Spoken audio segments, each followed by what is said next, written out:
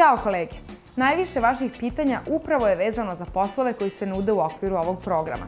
Reč je najčešće o poslovima iz uslužnih delatnosti. Oni su sezonskog tipa i svode se na niz pozicija u restoranima, hotelima, zabavnim parkovima, raznim prodavnicama i marketima i na spasilačke poslove pored bazena.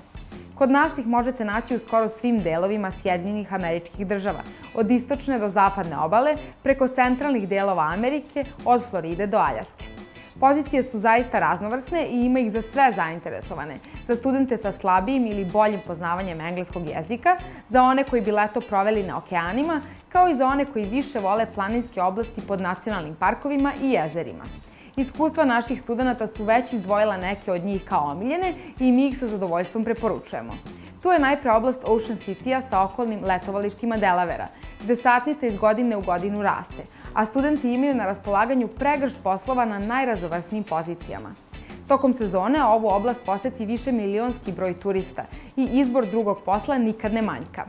Ovde bismo izdvojili i poslodavca u Renu u Nevadi, koji je studentima pružao odlične uslove rada, obezbedio im povoljan smeštaj, prevoz i prekovremene sate. Za ljubitelje prirode i studente koji žele manje iskušenja za troškove, tu su uvek Estes Park u Koloradu i oblast Lake Tahoe u Kaliforniji. Ova mesta su raj za turiste koji vole aktivan odmor, pešačenje, planinarenje i biciklizam, a studentima obezbeđuju visoke satnice i male troškove. Tu je i uvek atraktivna Florida, magnet za turiste i prava opcija za studente koji pored dobre zalade žele da učestvuju na najlepšim plažama Amerike.